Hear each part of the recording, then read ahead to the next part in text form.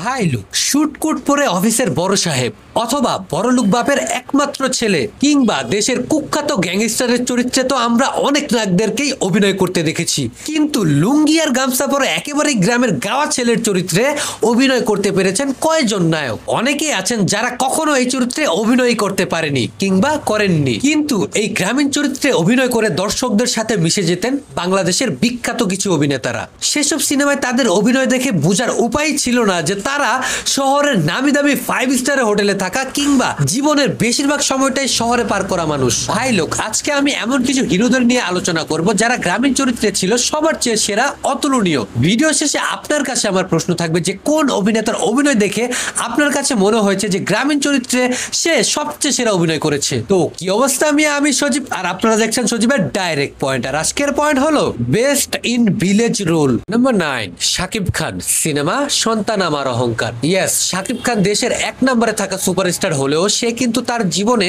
খুবই কম গ্রামীণ চরিত্রে অভিনয় করেছেন। শেষবার তিনি গোলই সিনেমায় গ্রামীণ চরিত্রে অভিনয় করেছিলেন, কিন্তু দর্শকদের সেই চরিত্রটা ভালো লাগেনি। তবে এর আগে তিনি সন্তান আমার অহংকার এবং তুমি স্বপ্ন তুমি সাধনা নামে দুটি চমৎকার সিনেমায় অভিনয় করেছিলেন। আমরা তাকে সন্তান আমার অহংকার সিনেমায় একজন গ্রামের সৎ সাহসী যুবকের চরিত্রে অভিনয় করতে দেখি। সিনেমায় এক পর্যায়ে তার বড় ভাই শহরে গিয়ে সেখানকার রূপ ধারণ করে বাবা মা সহ পরিবারকে ভুলে যায় এবং তার পড়ালেখার খরচ চালাতে গিয়ে চুরির দায়ে এলাকা থেকে বিতাড়িত হয় ছোট ভাই। পরবর্তীতে দেখা যায় যে শহরে গিয়ে সেই ছোট ভাই বড় ভাইয়ের চেয়েও বেশি সফল হয়। একজন গ্রামের ছেলে হিসেবে চমৎকার অভিনয় করেছিলেন তিনি। আরে বড় ভাইয়ের পড়ার খরচ জোগাইতে বাবারে কত পরিশ্রম করতে হয়। আমি যদি পড়াশোনা করতাম তাহলে খরচ দিতা কি করে তোমাকে বাঁচাই দিছি। Number 8, sir Ilias Kanchan, cinema গাড়িয়াল ভাই।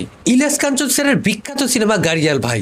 এই সিনেমাটার নাম লাইফে একবার হলেও আপনি শুনেছেন, যেই সিনেমায় আমরা তাকে একজন গরুর গাড়ি চালানো গাড়িয়াল ভাই হিসাবে দেখতে পাই, গাড়িয়াল হিসাবে দেখতে পাই। সিনেমায় কি সুন্দর ন্যাচারাল অভিনয় করেছিলেন তিনি। তাছাড়া চাকর নামে একটি সিনেমায় আমরা তাকে গ্রামের নজওয়ান ছেলে হিসাবে দেখেছিলাম। নিঃসন্দেহে তিনি একজন ভার্সেটাল অ্যাক্টর। তোর গাড়ি কই? ওই যে আরেকটা গরু কই? খুয়ারে আটকা পড়ছে। আমারে কিছু অগ্রিম টাকা দেন মহাজন, টাকা না দিলে আমি গরু চুরাইতে পারব না। নাম্বার 7, রিয়াজ আহমেদ, সিনেমা সুন্দরী বধূ। বাংলাদেশের গ্রামীণ পটভূমিতে নির্মিত সেরা 3টা সিনেমার মধ্যে একটি হলো রিয়াজের মোল্লাবাড়ির বউ সিনেমাটি। একজন গ্রাম্য ছেলে হিসেবে রিয়াজ একজন অমায়িক পারফর্মার। তাছাড়া সুন্দরী বধূ সিনেমার মধ্যে আমরা তাকে লেখাপড়া না জানা একজন বড়লোক বাপের ছেলে হিসেবে দেখতে পাই। সে যেন তার বিষয় সম্পত্তি সম্বন্ধে কোনো প্রকার ধারণা না পায়, এজন্য তার সৎ মা তাকে ছোটবেলা থেকে পড়ালেখা না শিখিয়ে গ্রামের একজন কৃষক হিসেবে তৈরি করে। কিন্তু পরবর্তীতে শিক্ষিত বউ বিয়ে করে সে তার সকল সয় সম্পত্তির খবরাখবর নেওয়া শুরু করে এবং শুরু হয় বউ শাশুড়ির মধ্যে যুদ্ধ। এই সিনেমায় রিয়াজের সিরিয়াস পারফরমেন্স আমি প্রচুর এনজয় করেছিলাম। আমি যে এত বছর এত টাকা পয়সা পাঠালাম, এই টাকা কি করেছিস? আজ থেকে তুই খেতে খামারে কাজ করবি, চল। নাম্বার 6, স্যার আলমগীর, সিনেমা ভাত দে। কেরিয়ারের বেশিরভাগ সময়তেই আমরা তাকে দেখেছি একজন শহরের বড় সাহেব হিসেবে, কিন্তু তার জীবনের অন অফ দি বেস্ট পারফরমেন্সের মধ্যে অন্যতম সেরা পারফরমেন্স হলো বাংলাদেশের ঐতিহাসিক সিনেমা ভাত দে সিনেমায়। সেই সিনেমায় আমরা তাকে ভাতের অভাবে মরা বাবার অসহায় মেয়েকে বিয়ে করা স্বামী হিসেবে দেখতে পাই। যে চরিত্রটি সে প্লে করেছিল সেখানে তার ডায়লগ ডেলিভারি, বডি ল্যাঙ্গুয়েজ সবকিছু ছিল একেবারেই ন্যাচারাল। আর ভাত দে সিনেমাটিও হয়ে গিয়েছে বাংলাদেশের একটি কাল্ট ক্লাসিক ঐতিহ্যবাহী সিনেমা। আসলে তো আমার কিছু নাই, আমার কাছে কি মাইয়া বিয়া দিব এইটা তো আমি স্বপ্ন ভাবি নাই। হ্যাঁ, বুঝাইতে পারলাম।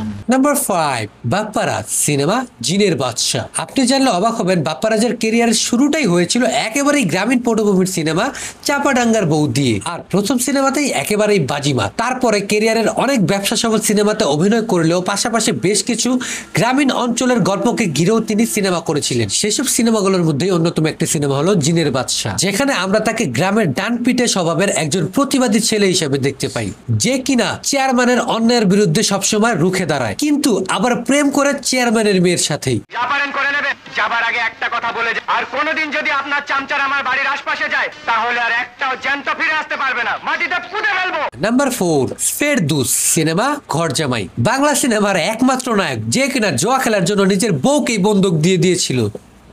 শরীর মিয়া শেষ পর্যন্ত বউ বন্দুক দিয়ে জুয়া খেললা। সত্যি কথা বলতে গেলে ফেরদৌসকে বাংলার মানুষ চিনেছে তার বিখ্যাত কিছু গ্রাম বাংলার সিনেমা দিয়ে, যেমন খায়রন সুন্দরী, বাংলার বউ, চুরিওয়ালা, বউ শাশুড়ির যুদ্ধ, জমিলা সুন্দরী ইত্যাদি সিনেমা দিয়ে যেসব সিনেমাগুলোতে সে গ্রামের জামাইয়ের চরিত্রটা খুবই সুন্দর মতো প্লে করতে পারে। তবে তার ঘর জামাই সিনেমাটা আমার ফেভারিট। সেই সিনেমাতে প্রথমে আমরা তাকে খুবই সরল সোজা হাবা গোবা মানুষ হিসেবে দেখতে পাই, যে কিনা চৌধুরী সাহেবের মেয়েকে বিয়ে করে এবং ঘর জামাই হয়ে যায়। কিন্তু পরবর্তীতে তার ভেতরের আসল পুরুষটা বেরিয়ে আসে এবং তার বউকে নিজের বাড়িতে নিয়ে চলে যায়। হ্যাঁ কি বিয়া করছে নাকি? হ্যাঁ তো বিয়া বইছে। ধরো কাপড়টা রোদে মেলা দাও। তো আমার ডাকাত বানিয়েছ, ওই ডাকাতি করে যাবো। নাম্বার 3, নায়ক রাজ রাজ্জাক সিনেমা মিস্টার মাওলা। দেখেন, নায়ক রাজ তার জীবনে বহুবার গ্রামের ছেলের চরিত্রে অভিনয় করেছেন, তবে মিস্টার মাওলা চরিত্রটা ছিল একেবারেই ভিন্ন। গ্রামের বিধবা মায়ের একমাত্র বলদ টাইপের একটা ছেলে, যে কিনা কোনো প্রকার কামাই রোজগার করে না, কিন্তু হঠাৎ করে ঘটনাচক্রে সে হয়ে ওঠে শহরের সবচেয়ে বড় গডফাদার মিস্টার মাওলা। এই ক্যারেক্টারটি ছিল খুবই ইন্টারেস্টিং। তার কথাবার্তার কার্যক্রম আপনাকে খুবই এন্টারটেইনমেন্ট দিবে। He is just a legend.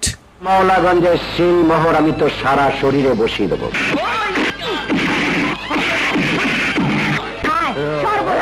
Number 2, Salman Shah cinema Sujan Sakhi. Salman শাহকে বলা হয় বাংলা সিনেমার স্টাইলিশ আইকন। মাত্র 3 বছরের কেরিয়ারে সালমান শাহ খেলেছেন বিভিন্ন শক্তিশালী ক্যারেক্টার নিয়ে, তবে গ্রামীণ চরিত্রগুলো সে জাস্ট মিশে যেত গ্রামের প্রকৃতির সাথে। এই দৃশ্যটা দেখে বলুন তো, তাকে দেখে কি মনে হয় যে সে চলমান সময়ের সবচেয়ে বড় স্টাইলিশ হিরো? এত ভাইবো না তো ভাবি আর বাতিজা, বেশি দেরি করে না কইলাম, তোমার না দেখলে আমার নামা খাওয়া বন্ধ হয়ে যাবো গা। একেবারে গ্রামের গাওয়া ছেলে। তার ডায়লগ ডেলিভারি, বডি ল্যাঙ্গুয়েজ দেখে বোঝার উপায় নেই যে শহরে বেড়ে ওঠা পুরো জেনারেশনের ক্রেজ সে। সুজন সখী সিনেমাটি প্রথমে ফারুক স্যার করলেও সেই সিনেমায় যা যা কমতি ছিল তা একেবারে পূরণ করে দিয়েছিল সে। সুজন সখী চরিত্রটি নিয়ে আমার কিছু বলার নেই, কারণ এই সিনেমাটি আপনি একবার হলেও দেখেছেন। ভাল লাগতেছে না। আর আপনার হাতে জিরান দন গিট্টু ছুটছে, পেটে গেলে পরে হজম হইব কিনা তাই ভাবতাছি। Number 1, sir Faruk cinema Lathiyal. গ্রামীণ সিনেমার সেরা নায়ক হিসেবে বাংলার দর্শক তাকে মিয়া ভাই উপাধি দিয়েছিল। আগের গ্রামীণ সিনেমা মানেই ফারুক স্যার। এই চরিত্রটাকে তার চেয়ে বেশি ভালো করে আর কেউ কখনো প্লে করতে পারেনি। তার কালজয়ী কিছু সিনেমা রয়েছে, যেমন পালকি, শিমুল পারুল, সারেং বউ, আর তার লাঠিয়াল সিনেমা তো তাকে জাতীয় চলচ্চিত্র পুরস্কার পাইয়ে দিয়েছিল। যে সিনেমায় আমরা দেখতে পাই গ্রামের দুর্নীতিবাজ মাতবরের সবচেয়ে বড় লাঠিয়াল হলো তার বড় ভাই। সেই মাতবরের অন্যায়ের বিরুদ্ধে প্রতিবাদ করার জন্য নায়ক তার বড় ভাইয়ের বিরুদ্ধেও চলে যায়। সিনেমাটি বর্তমান সময়ে যদি মডার্ন ভাবে রিমেক করা যায়, অস্থির কিছু একটা হবে। আপনার ঘর বাড়ি ভাঙছে, এই চোর আপনারও চলেন, ভয় পেন না। তো ভাই লোক, আপনার কাছে কি মনে হয় গ্রামীণ চরিত্রে কে সবচেয়ে ভালো অভিনয় করেছে? কার চরিত্রটা সবচেয়ে বেশি সুন্দর মতো ফুটিয়ে তুলতে পেরেছে সিনেমার পর্দায়?